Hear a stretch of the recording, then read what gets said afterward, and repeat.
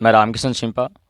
आज की इस क्लास के अंदर हम राजस्थान के एकीकरण के समय 19 रियासतें जो थी, इन 19 रियासतों के शासक और कौन कौन से राजवंश थे, ये बात जो है हम डिस्कस करने वाले हैं। दोस्तों, सबसे पहले हम विभिन्न रियासतों के एकीकरण के समय शासक और वंश देखने से पहले जो है हम याद कर लेते हैं कि 19 रियासतें एकीकरण के समय कौन कौन सी थी। तो ध्यान दीजिएगा, एकीकरण के समय दोस्तों राजस्थान के अंदर 19 रियासतें थी। इनको याद करने का तरीका देखिए। सबसे पहले हम बोलेंगे ABCD। ए से अलवर रियासत थी, बी से रियासत जो थी उस रियासत का नाम था दोस्तों भरतपुर, सी से करौली रियासत थी और डी से रियासत जो थी उस रियासत का नाम था धौलपुर। तो 4 रियासतें हो गई ABCD। आगे बढ़ते हैं। आगे आप दूसरे स्टेप के अंदर एक लाइन याद रखेंगे। लाइन है दोस्तों, बाबू शाह की झाड़ू को प्रताप टोंक ले गया। इस एक लाइन के अंदर दोस्तों 9 रियासतें हैं। जैसे देखिएगा, बा से बांसवाड़ा, बा से बांसवाड़ा, बू से बूंदी, फिर एक रियासत है दोस्तों शाहपुरा,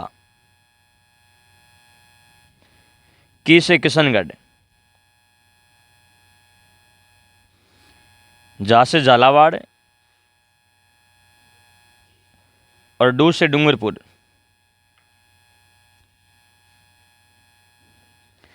को से कोटा, एक प्रतापगढ़ है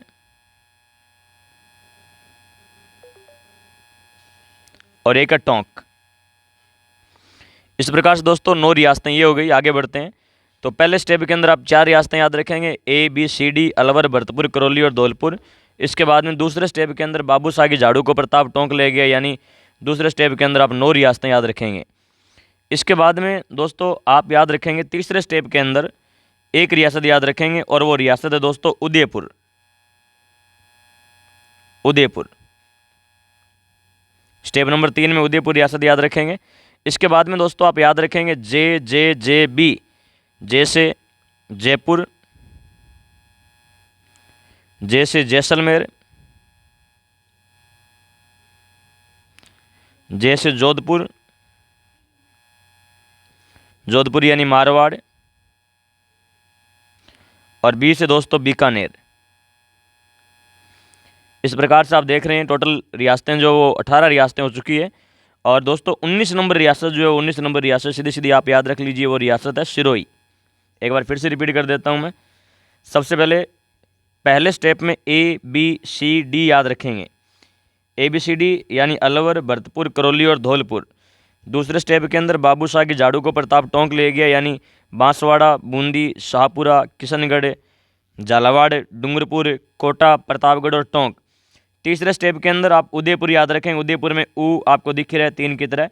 और दोस्तों चौथे स्टेप के अंदर आप याद रखेंगे JJJB, यानी जयपुर, जैसलमेर, जोधपुर यानी मारवाड़ और बीकानेर। और लास्ट में 19 नंबर रियासत जो वो रियासत है सिरोही। तो दोस्तों इस प्रकार से एकीकरण के समय टोटल 19 रियासतें थी। 19 रियासतें थी। अब हम देख लेते हैं कि 19 रियासतें जो है, इन 19 रियासतों के एकीकरण के समय शासक कौन कौन से हुए हैं। तो हम शासक की बात कर लेते हैं। कई बार एग्जाम में दोस्तों सीधा प्रश्न आ जाता है, एक रियासत का नाम देकर ही पूछ लेते हैं कि एकीकरण के समय कोई रियासत का नाम देंगे, पूछेंगे शासक कौन था। तो देखिएगा, एकीकरण के समय अलवर रियासत जो है, अलवर का शासक दोस्तों तेज सिंह था। और महात्मा गांधी की हत्या का संदेह जो तेज सिंह पर था, और महात्मा गांधी की हत्या के संदेह में अलवर के राजा तेज सिंह और दीवान NB खरे, नारायण भास्कर खरे को दिल्ली में नज़रबंद करके रखा गया था। खास बात यह दोस्तों, अलवर में कछवा वंश का शासक था। आपको जानकारी के लिए बता देता हूँ, एकीकरण के समय 2 रियासतें ऐसी थी जहाँ कछवा वंश का शासक था। एक तो अलवर थी और दूसरी जयपुर रियासत थी। आगे बढ़ते हैं। भरतपुर, भरतपुर का शासक जो था ये बरगेंद्र सिंह था। कहीं कहीं ब्रिजेंद्र नाम मिलता है, एक ही बात है, बरगेंद्र सिंह था। और यहाँ पर जाट वंश का शासन था। करौली की बात करते हैं। करौली का एकीकरण के समय शासक जो था गणेश पाल देव था, और यहाँ चंद्रवंशी यादव वंश का शासन था दोस्तों। धौलपुर के अंदर शासक जो था उदयभान सिंह थे। एकीकरण के समय धौलपुर का शासक उदयभान सिंह था, और धौलपुर के अंदर भी जाट वंश का शासन था दोस्तों।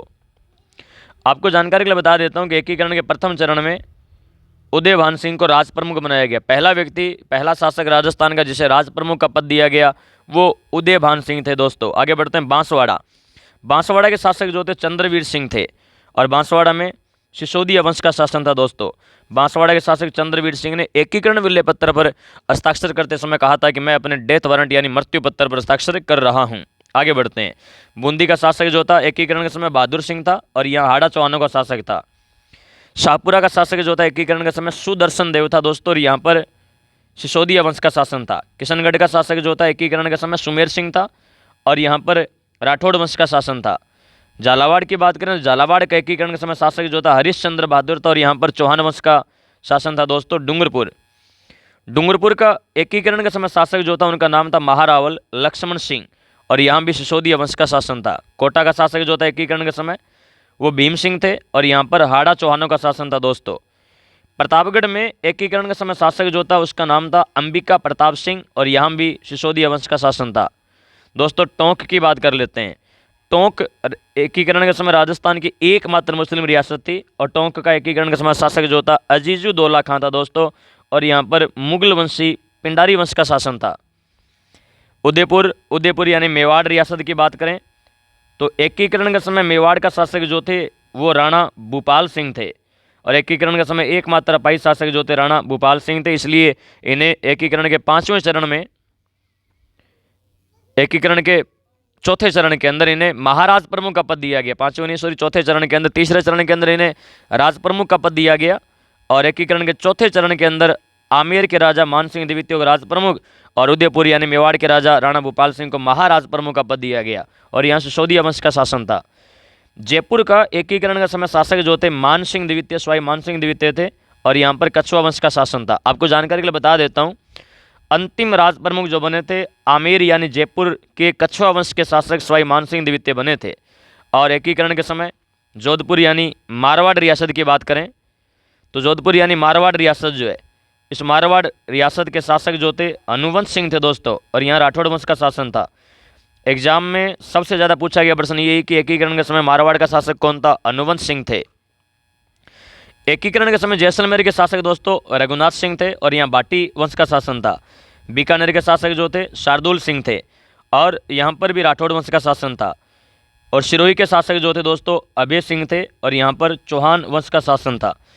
अब हम देख लेते हैं एकीकरण के समय किस वंश ने कहाँ राज किया।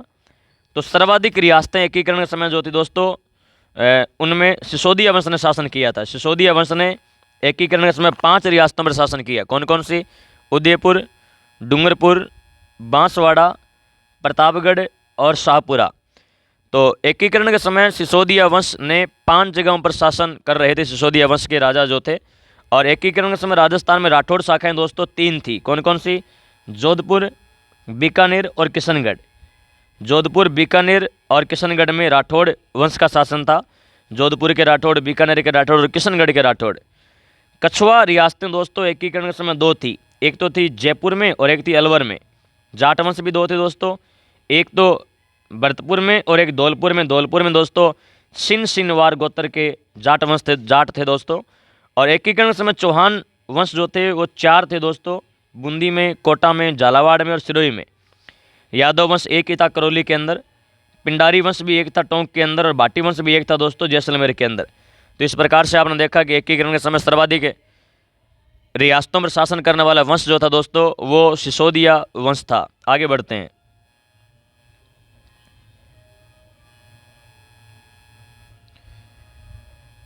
लिखा हुआ देखिएगा, सर्वाधिक रियासतों में सिसोदिया वंश का शासन था। कितनी रियासतों में? अभी हम देख रहे थे 5 रियासतों में।